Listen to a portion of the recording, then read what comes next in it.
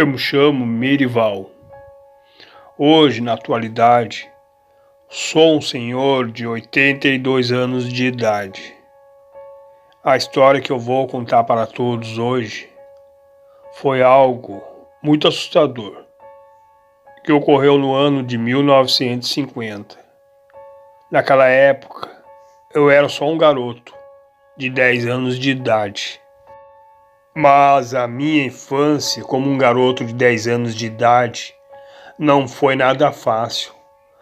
Morando no sertão nordestino da Paraíba, eu não possuía muitos bens materiais, mas o que eu possuía de muito valor eram os pensamentos positivos e de muita perseverança que o meu pai passava para mim.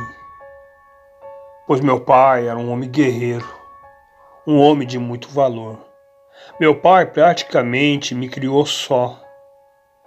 Ao minha mãe ter dado à luz ao meu nascimento, minha mãe veio a falecer no parto. Então meu pai me criou só. E não era nada fácil viver no sertão nordestino, viver naquela seca, com a falta de comida e de água. E antes do sol raiar, meu pai saía bem cedo. Por volta do meio-dia, ele sempre voltava com algo para eu comer, pois meu pai não deixava eu passar fome, pois ele passava fome no meu lugar. Meu pai deixava de comer para que eu não ficasse sem comer. E os riachos daquele sertão nordestino eram o único meio de sustento do pessoal que morava naquele lugar. E quase sempre aqueles riachos estavam secos. Ao passar o dia inteiro sob aquele calor intenso, naquele lugar com a seca, quando o sol começava a se pôr, todas as pessoas davam graças a Deus, como se estivesse se livrando daquele calor intenso. E a noite era como se fosse uma válvula de escape, para se livrar daquele calor que fazia o dia e para tentar dormir. E acalmar a fome grande que estávamos todos sentindo, pois o sono era o único meio que tínhamos. E ao sol começar a raiar pelo outro dia, logo começava aquele calor intenso, pois a noite era a única amiga de todos os pessoais naquele sertão nordestino, pois a noite acalmava o calor, pois o sono acalmava a fome. E foi um dia que meu pai, como de rotina, havia saído bem cedo, antes do sol raiar, na esperança de encontrar água e comida. Então, naquela manhã, se passando muitas horas, logo meu pai já estava voltando, pois meu pai estava em cima de uma carroça, com um homem que estava muito bem vestido. Ao se aproximar, meu pai rapidamente desceu daquela carroça e falou para mim: "Meu filho, pegue as suas roupas e suba rápido nessa carroça e vamos embora desse lugar." E meu pai ter falado aquilo, ele entrou na casa que morávamos e pegou algumas roupas para ele e subiu na carroça e apresentou o homem que estava na carroça. E meu pai falou: "Meu filho, esse é Josivaldo. Ele trabalha para o prefeito da cidade de Pocinhos. A gente vai passar a morar lá. Ele me propõe uma oportunidade de trabalho ótima. Não vamos mais precisar morar nesse lugar, passar pela essa tristeza e angústia. Agora, meu filho, você vai comer do melhor e beber do melhor. E vai ter um bom lugar para dormir." Viajando algum tempo, chegamos até a cidade de Pocinhos. E aquele homem levou meu pai até o prefeito da cidade. E o prefeito começou a explicar em relação ao trabalho que meu pai ia fazer. Pois meu pai ia trabalhar como coveiro do cemitério da cidade de Pocinhos. E também a gente ia morar lá mesmo dentro do cemitério. O prefeito acertou um bom salário com meu pai, sendo um pagamento semanal. E também ia disponibilizar almoço, janta e café da manhã, algo que a gente nunca tinha até então. E havia um porém. Até o prefeito preparar um lugar para que ficássemos morando dentro do cemitério, teríamos que passar a noite dentro da capela do cemitério, pois meu pai aceitou mesmo assim. E o prefeito, muito entusiasmado naquele dia mesmo, pediu para que homens levassem 2 camas, fogão e alguma quantidade de comida. E dentro daquela capela eles começaram a organizar tudo. E eu e meu pai estávamos muito felizes, saindo daquele sertão nordestino, daquela seca, sem água e sem comida, indo para a cidade de Pocinhos, morando dentro daquela capela, naquele cemitério, e tendo água, comida todos os dias, uma boa cama para ter um bom sono. Mas meu pai ficava a se perguntar: por que aquele homem foi tão longe para nos buscar? E por que ele não contratou homens que moravam ali perto? Ao passar de alguns dias naquela semana que estávamos lá naquele lugar, era sexta-feira, e o homem já estava quase chegando no final da tarde para efetuar o pagamento semanal. Ao homem ter chegado, meu pai, com a curiosidade que lhe consumia, perguntou ao homem: o senhor não me leva a mal se eu fazer uma pergunta? Por que o senhor foi nos buscar tão longe para me propor um bom trabalho, com comida disponível e pagamento semanal? Por que, sendo que mora muitos homens nessa cidade? E o homem respondeu para o meu pai: porque alguns homens que ficaram nesse trabalho, em noite de lua cheia, falaram ter avistado uma criatura estranha que rondava o cemitério. Alguns retrataram como se fosse um lobo gigante ou um homem-lobo. O homem ter falado aquilo para meu pai começou a dar risada. Meu pai, como sempre foi um cabra macho, um homem do sertão nordestino que nunca acreditou em nada, meu pai falava: eu não acredito nessas coisas. Isso é pura tolice. Essas coisas não existem. E o homem falou para o meu pai: eu lhe dou um conselho. Quando haver noite de lua cheia, não saia para a rua de forma alguma se você escutar barulhos. E dentro da capela vocês estão protegidos. Essa coisa não se aproxima da capela. Talvez é porque a capela seja um lugar sagrado. Mas não saia de dentro da capela. O homem falou aquilo, efetuou o pagamento do meu pai e logo foi embora.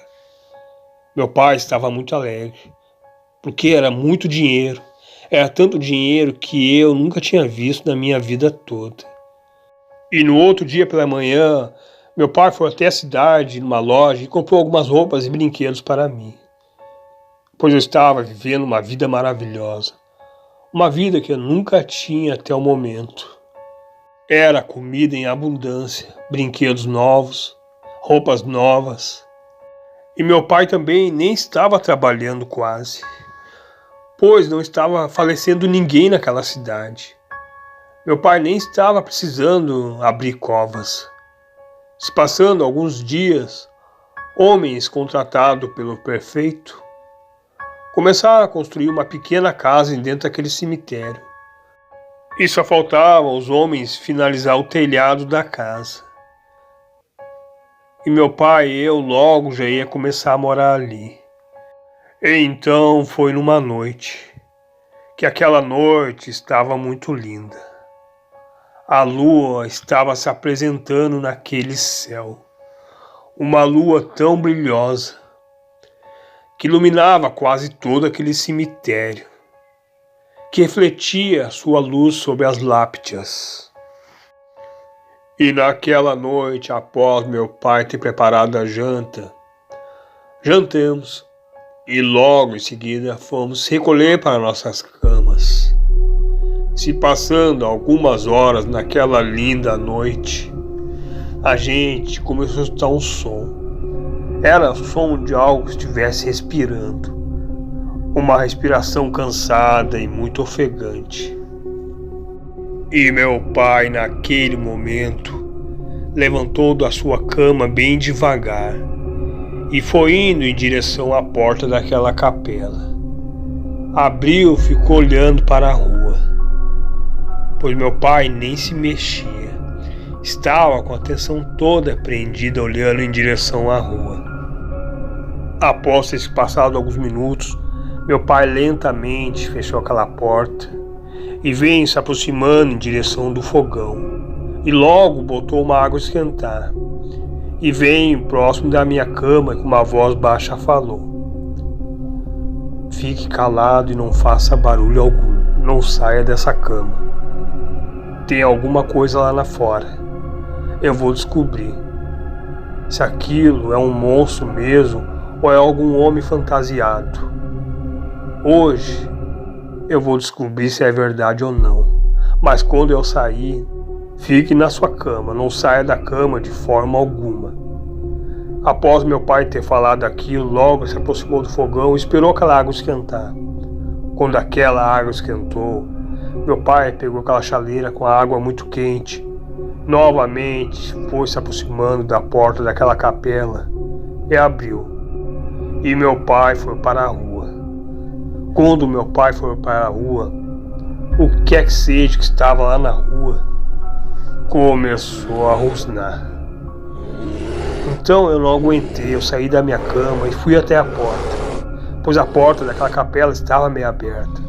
E meu pai, com muita coragem, como sempre foi um homem cabra macho, um sertanejo, guerreiro e valente, estava se aproximando de algo. Mas não se tratava de um homem de fantasia. Aquilo era algo enorme. Ele era bem mais alto que o meu pai. Quando meu pai se aproximava, cada vez mais ele rosnava. Então aquilo ergueu a mão tentando atingir meu pai. Foi quando meu pai tocou aquela água quente sobre o seu braço. Aquilo se afastou e começou a rosnar cada vez mais alto. Meu pai continuava a tocar água quente sobre aquela criatura. Foi quando aquilo se pôs em 4 patas e saiu correndo, pulando um muro do cemitério, uma mata fechada que havia atrás do cemitério. Meu pai, como um homem cabra macho do sertão nordeste, começou a dar risada. Segurando aquela chaleira, ele se virou e viu que eu estava na porta. Meu pai logo gritou: eu mandei você ficar na sua cama. E meu pai começou a entrar de volta para dentro daquela capela e logo fechou a porta. Meu pai deitou na sua cama e não parava de dar risada. Foi quando meu pai parou de dar risadas, ficou bem sério e falou: você lembra quando eu falei para aquele homem que eu não acreditava em nada dessas coisas? Mas eu acredito, meu filho. Aquilo que estava lá fora é o lobisomem. Ele só não entra aqui nessa capela porque aqui é um lugar sagrado. E meu pai seguia a falar: eu conheço poucas pessoas nessa cidade, mas já desconfio quem seja esse lobisomem. Mas não posso falar nada. Temos que esperar para ter certeza. Assim meu pai falava. Então naquela noite aquela criatura não voltou mais. E se passando alguns dias, já era sexta-feira. Já ia ser efetuado o pagamento semanal. Naquela sexta-feira, chegou aquele homem com uma expressão séria no rosto e veio efetuar o pagamento para meu pai. Ao aquele homem se aproximar, meu pai percebeu que o homem estava com muitos curativos na mão e no braço. E meu pai perguntou para o homem o que houve. O homem falou que aquilo foi um acidente, que ele estava trabalhando na sua casa e acabou se acidentando de uma forma que ele não esperava. E meu pai falou: eu posso ver seus ferimentos? O homem falou para meu pai que não era bom ele tirar os curativos, mas meu pai estava insistindo.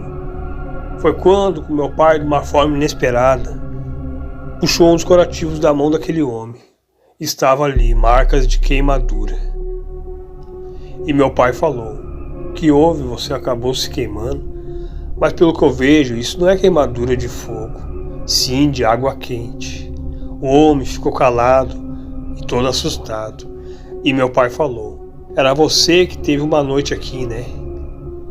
Você estava tentando me assustar e o meu filho ou tentando nos atacar? O homem ficava calado. E meu pai seguia a falar: eu sei que é você. É você que se transforma naquela coisa, né? O homem entregou o dinheiro para meu pai e rapidamente foi se retirando. Após o homem ter efetuado o pagamento semanal, nunca mais avistemos aquele homem. Alguns falam que o homem pediu dispensa para o prefeito e foi morar em outro lugar, que ninguém sabe onde é. E acontecido isso, logo os homens terminaram o telhado daquela casa que estavam construindo para eu e meu pai morar, e passamos a morar naquela casa. E meu pai continuou trabalhando naquele cemitério e eu morando junto com ele lá. E ao passar de muitos anos, meu pai já estava um homem velho. Infelizmente, ele veio falecer de velhice. E eu continuei seguindo o rumo dele, morando naquele cemitério e trabalhando como coveiro.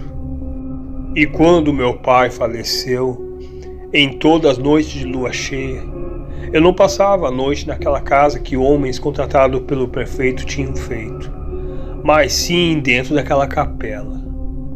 Mesmo aquela criatura não ter aparecido mais, em noite de lua cheia eu sempre passava a noite naquela capela. E isso foi por anos e anos. Eu não tinha a tamanho coragem e valentia que meu pai tinha, de pegar uma chaleira de água quente e enfrentar aquela criatura, pois isso era algo que só meu pai tinha. Então eu passava a noite dentro da capela.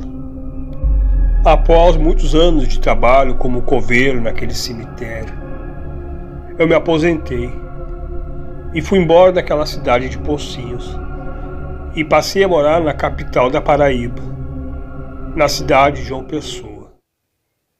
E na cidade de João Pessoa, onde eu moro até hoje, eu construí uma família, com 8 filhos, e hoje eu possuo 9 netos. Mas eu deixo uma mensagem para você, ouvinte. Ei, você, valente, não se engane, muitas vezes um valente morre na mão de um covarde, antes um covarde vivo do que um valente morto. E esse foi o meu relato. O Coveiro e o Lobisomem.